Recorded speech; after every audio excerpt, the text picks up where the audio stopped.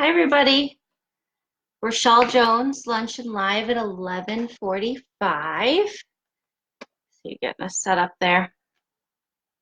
I think we're good. Okay. Hi there. Hi. Thanks for joining. So today is, well, this is June. It's the end of June because, hey, Dawn. Um, this is June and it's the end of June, so I missed it. But it's PTSD Awareness Month, and I have not even talked about it one bit, if you can believe it, since I'm always talking. Hi, Cheryl. Welcome. Thanks for coming, everybody. Uh, and also going into 4th of July, right? So I'm thinking of military, service members, veterans, all of that group of people, that body of people, which is me too, right? I'm a veteran too. So thinking about PTSD, and we usually think of PTSD in terms of military members or veterans, don't we? That's generally, I think that's where the term was born. But hey, Gabs, um, but it could be used in other ways. So thinking of PTSD, I'm just going to use this example from myself. Back when I was a kid, I think I've talked about it at some point before, I was sexually abused a couple of different times when I was 5, but the big one for me was when I was about when I was, I think the summer before 6th grade or sometime around right in 6th grade, I started to be sexually abused. And that one lasted for a couple of years. And it really, it took a toll, a huge toll on me in many, many, many different ways. But I never talked about it. And I have all the reasons, we can talk about that at a different time, that it made sense to me as a 6th grader, to not talk about that. So I never talked about it or got help or anything like that until my first child was born sometime in that first year. Um, so I was like 27, 26, 27. And so I had just been carrying that energy with me, letting it affect me in different ways, knowing what it was stemming from, but really not knowing what to do with it until my son was born. And I was going through a lot of change. Remember, what's the definition of grief? The conflicting feelings you have when something familiar changes. So suddenly, not being in the military, not having a job, not having a paycheck, having a child. My husband, he was starting a new job and he had to go live somewhere else for 6 months to train for that job. So I'm now at home by myself with a child, no money, no job, nowhere to go, nothing to distract me either, other than, and no sleep. Let's be honest, it was a baby, no sleep. And so anyway, that loss of safety. So sexual abuse, you're losing you have a loss of control of your body, loss of trust that the universe is going to protect you and keep you safe, loss of trust of the people around you who you think should see you and see what's happening and figure it out or something and help you, a loss of safety, loss of control of your body, a loss of uh, comfort, familiarity with what I knew to be safe, so all these different things. When I went through all these changes with my son, I'm now aware of, oh my gosh, I can't sleep. I've got to stay awake because what if somebody breaks in the window and he's not safe, and I've got to watch him at every second because somebody, you don't know who the bad people are, and I learned that, so you don't know who the bad people or the dangerous people or whatever. So I just need to be aware at all times, and I need to really watch him and protect him. And as you can see, I was really busy. I had a lot of energy going on. And that was the first time I reached out and got therapy for the first time. I went to counseling actually, it was an emergency situation. I was so low. I think I'm just going to drive off an overpass and I'll make sure my baby's in the car so he dies too and he won't have to live with the mom.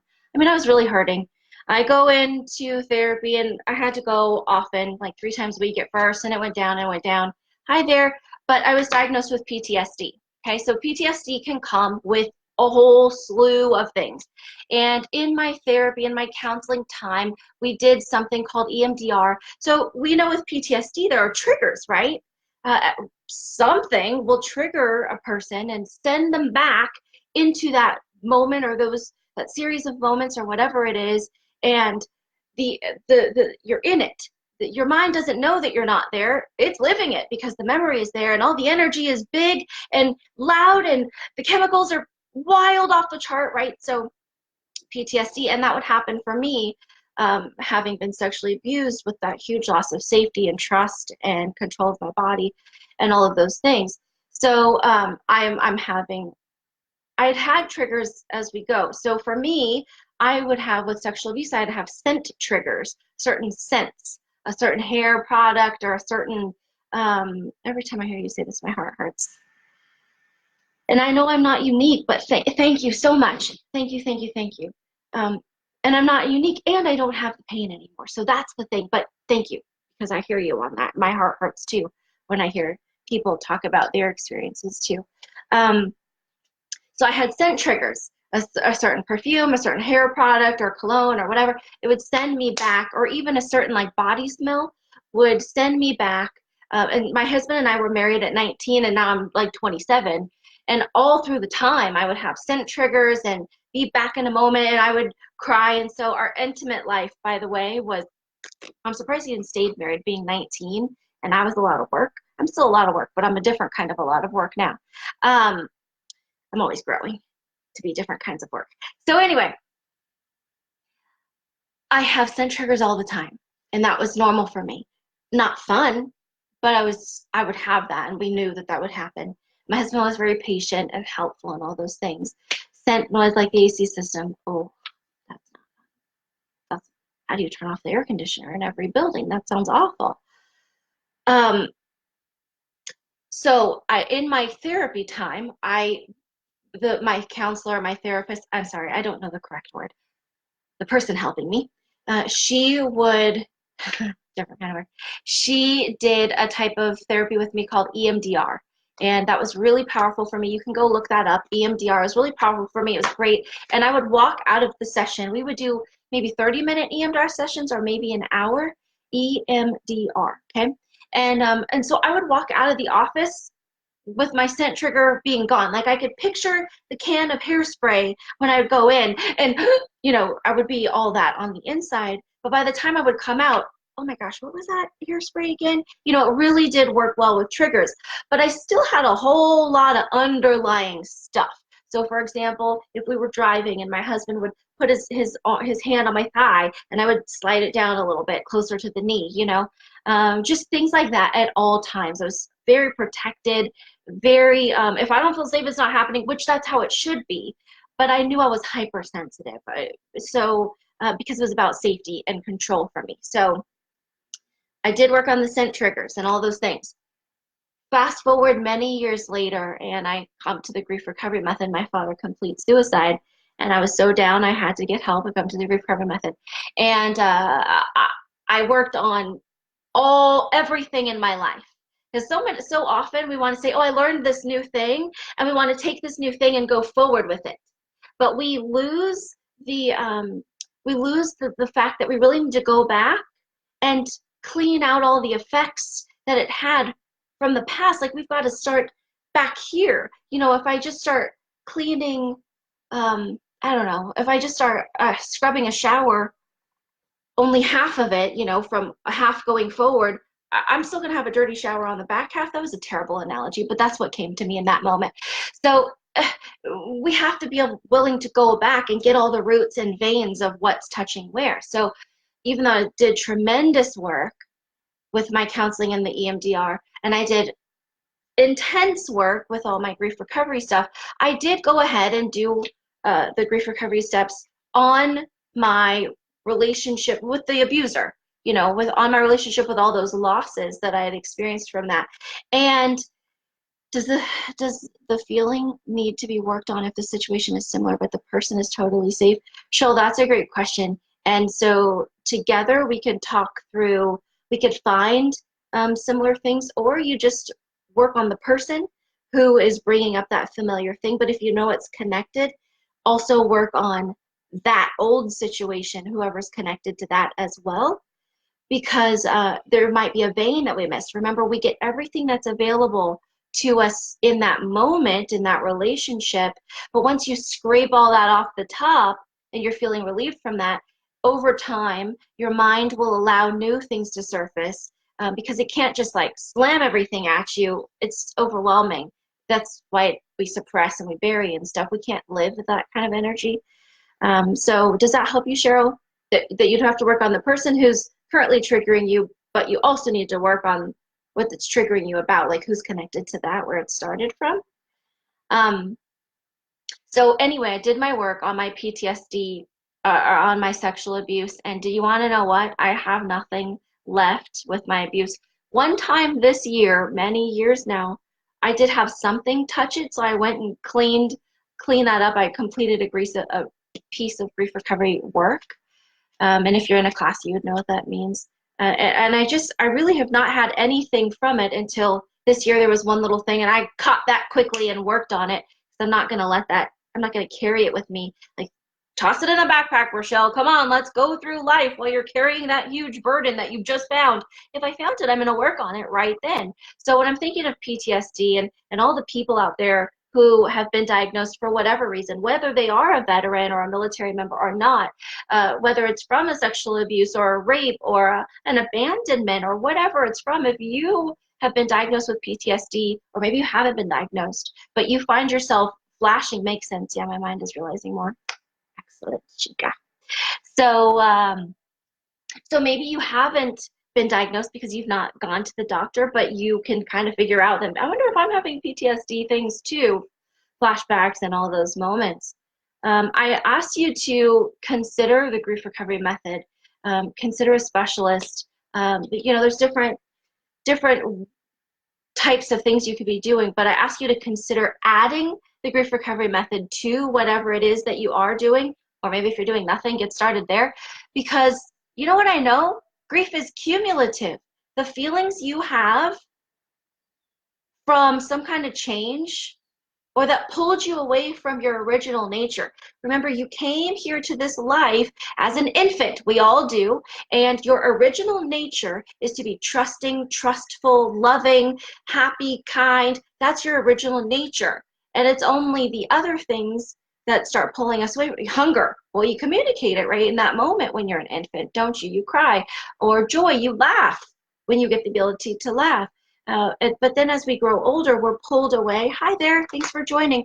As you grow, you have different experiences and different learning and different messages that pull you away from that nature of being trustful and trusting and loving and kind and all of those things. So clearly sexual abuse, hey Kels, clearly sexual abuse is going to pull me away from that original nature, right? And so when you experience something that leaves you with a bunch of feelings that is against or different from your original nature, that's what a grieving experience is. It's not just death and divorce. It's from anything, any type of change, what you thought was familiar. So sexual abuse and different things completely fall into that. And the grief recovery method, from not just my own experience. So I share with you my personal experience because I'm confidential. I can't bring someone else's story to you and, oh yeah, this person said and this person said. But maybe, if anyone's experienced something and they want to comment, they're welcome to, no pressure. But I do want you to hear me that the grief recovery method, when truly applied, you can't take pieces of it. Guys, sorry. You have to do it all in order, and you've got to do it all every time with all the different relationships that might have been involved. I know that sounds overwhelming because it is. It's a big job. And PTSD is also a big thing. It also is taking you out of the moments. What is it stealing from you? Your sleep, your focus, your clarity, your connection, your closeness with people. It's stealing all kinds of things from you. So you can carry that. You're more than welcome to. I'm still going to love you. But I'm going to hurt watching you be so affected. And then I'm really going to hope that maybe you'll one day consider the grief recovery method. Add it to whatever you're already doing. But I'm going to tell you there's no pill that's going to just take it all away. It's going to numb it. But the numbing will eventually wear off, just like, I don't know, tooth surgery or something. It does eventually wear off. That's why you need a different dosage and you need a different medication altogether and you need not so overwhelming with help. Right. And Cheryl, you're so amazing. The work you do is beautiful. So PTSD, as we're thinking going into 4th of July, we're connected with people around us who are aware of those suffering with PTSD perhaps. You can't make them get help. You can't make them do anything, but you can drop seeds of information. You can be a good listener. You can, hey, I don't know if it's going to be helpful for you, but here's griefrecoverymethod.com or here's griefrecoverywithrachelle.com or text, here's her number. Nothing is not going to be helpful. Try something. And even if they don't hear you in that moment, you have planted a seed. And don't ever discount the value of planting a seed. That's huge and so important and must happen. Like Grief Recovery Institute, they say, plant a seed and pray for rain. Essentially, we want the seed to grow. We want you to have the courage to push through that fear and try the grief recovery method. It's so powerful. So as we're going into the 4th of July, if you find that there's something that has pulled you away from your original nature, way back when you were a baby, you were not born second guessing, judging, criticizing, analyzing, minimizing, shutting down. You weren't born with a bunch of anger. You weren't born with a bunch of, sleep problems. Rarely. There are chemicals that do keep babies from sleeping. But you weren't born with fear like that. The kind that you don't want to go outside. You weren't born with all of that. You were born curious. You're born wondering. So when nothing is done. Yes, Cheryl, I completely agree. It's frustrating, she says, when you plant the seed and nothing is done. That is absolutely true. And so what I have learned in my life is that often I would plant the seed and then I would be like, well, it should be growing by now. I mean, it should have already sprouted. What I found is that I would be planting seeds and expecting it to grow on my timeline. And so that was also against the definition of unconditional love. I was loving them with the hope that they were going to please me in some way. And so I would recognize then that I need to do either a piece of work on that, complete that relationship, or if I've already completed that one, I need to do what we call a PS. You will learn this in a class. I know it's confusing now. And so I would do a PS because I can't make someone do something that they aren't ready to do, and insisting that they do it on my timeline is not really loving them. And so I just acknowledge the feelings. Absolutely. Like, can't you see how different I am? Oh, blows my mind. You are like one of my most favorite and amazing stories. You should tell people like what you've seen that has grown and changed. Just blows my mind. And I'm freaking proud of you. You've done amazing and wonderful things, and a lot of it, and I'm so proud of you for that. So yeah, PTSD. Drop seeds. Don't demand someone waters them and makes them grow and is ready to harvest them on your timeline. And if you are having a bunch of energy build up from that, dude, go do a piece of grief recovery work on that person so you can settle down, because demanding certainly doesn't work. Versus, hey, son, could you please, I need you to clean your room right now.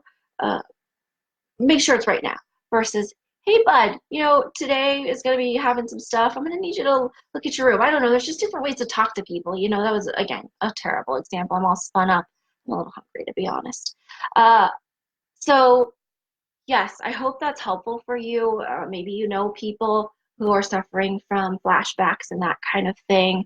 A lot of things out there are helpful, but please don't discredit the grief recovery method, which is the only evidence-based program out there proven to move you beyond the pain of your loss. Food for thought, guys. I love you all. Check out my website if you need class dates or information. Go to griefrecoverymethod.com. If you'd like a different specialist, I don't care. Just get help. All right, love you all. Happy Friday. Luncheon Live 11:45. I'm thankful that you joined, and I look forward to hearing comments or whatever you've got. I always love that. Talk to you next time. Bye, everybody.